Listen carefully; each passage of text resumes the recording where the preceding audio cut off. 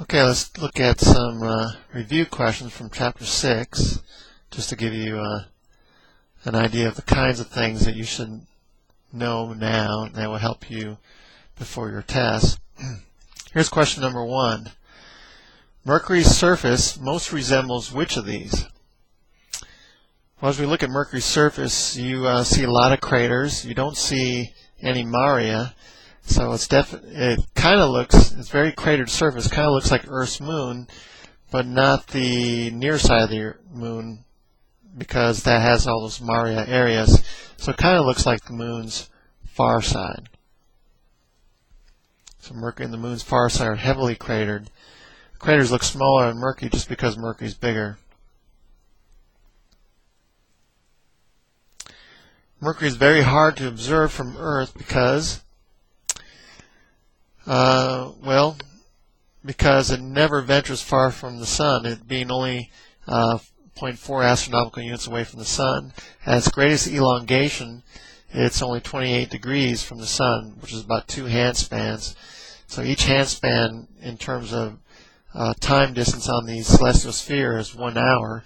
So it's never more than 2 hours either from the sun in terms of angular distance, and hence the sun is always going to be too bright.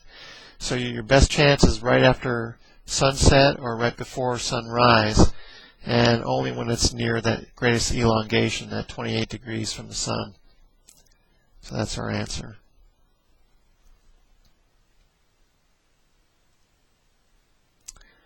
How do the atmospheres of the Moon and Mercury compare? Well, neither one has an atmosphere, and that's one reason why their surfaces are so heavily cratered, because the objects coming in don't burn up in the atmosphere, they just hit the surface. So neither one has a permanent atmosphere at all.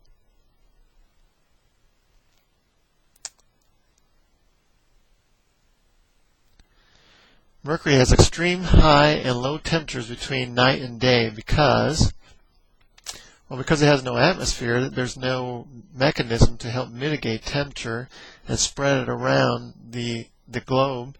So when it's hot, and when it's cold. There's no mitigation going on. So let's see, which answer is that?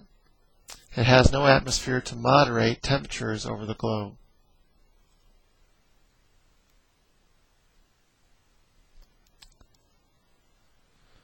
Which statement about the rotations of Mercury and the Moon is false?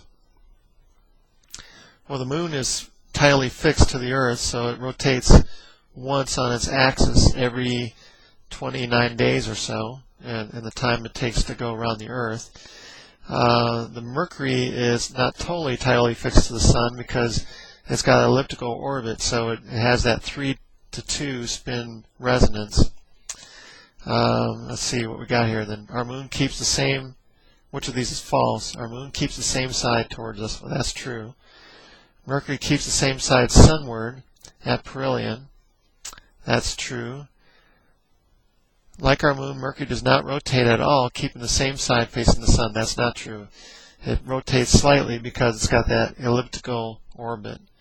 So that would be false. On Mercury, 3 days equals 2 years. On the Moon, each day lasts about 15 Earth days, so we choose this one because it does rotate in 59 days.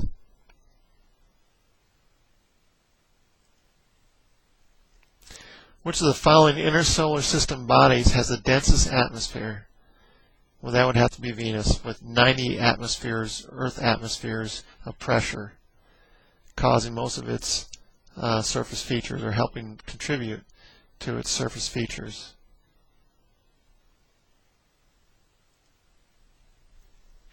The greenhouse effect on Venus is due to blank in its atmosphere.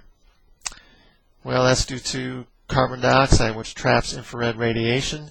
The radiation that comes into Venus gets trapped in there, causing it to be very hot, both day and night, on both sides of the globe, because it's distributed throughout that atmosphere. So that is carbon dioxide. 900 degrees Fahrenheit. Venus' surface shows all the following except, Well, Magellan went around Venus, took a radar mapping, so we see most of those features on Venus.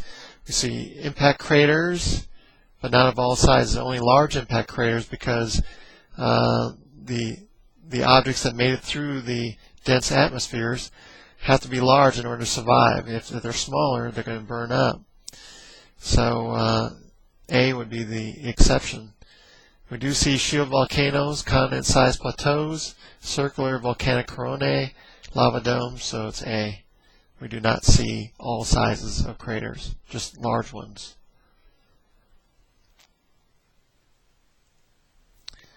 What effect does the greenhouse effect have on the surface environment of Venus?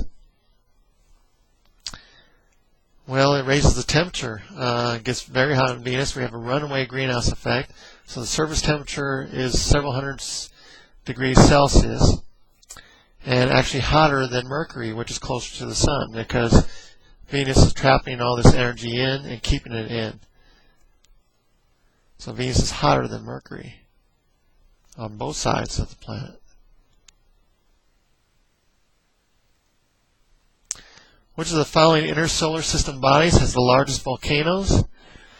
Venus has the largest conglomerate of volcanoes, but the largest volcano in the solar system is actually on Mars. Olympus Mons rises more than 25 kilometers above the surrounding plains due to the low gravity on Mars allows that shield volcano to grow and get bigger.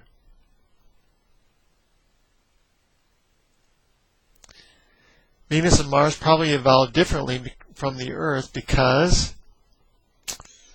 they're not slightly bigger than the Earth. They're not more massive than the Earth. They have thicker atmospheres than the Earth. Only Venus has a thicker atmosphere. Mars has a much thinner atmosphere.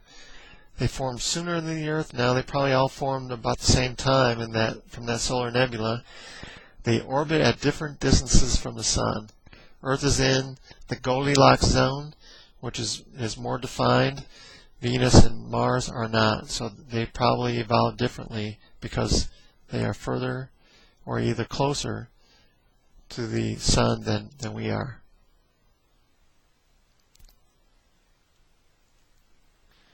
The weakness of the magnetic field of Mars is because it spins at about the same rate as the Earth does, so it's not that. Its core may no longer be molten. That's very likely. Because if it were molten and spinning like it does, we should see a magnetic field. Its core contains less iron than our Earth. That's very likely too, because the density of Mars is 30% less than the Earth, so it probably doesn't have as much iron as the Earth does, a real heavy material like iron. So both C and B are probable. As it says, both 2 and 3 are probable. So answer is D.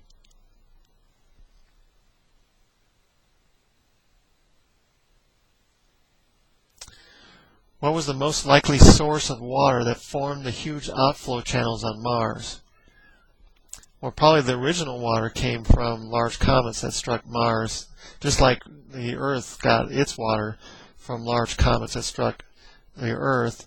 At one time, the solar system was much more dynamic than it is now. But these outflow channels probably came much later as frozen water that flowed. So it's probably some kind of catastrophic but rare flooding that occurred from a heating event, maybe a collision or something like that, that caused the frozen water to flow.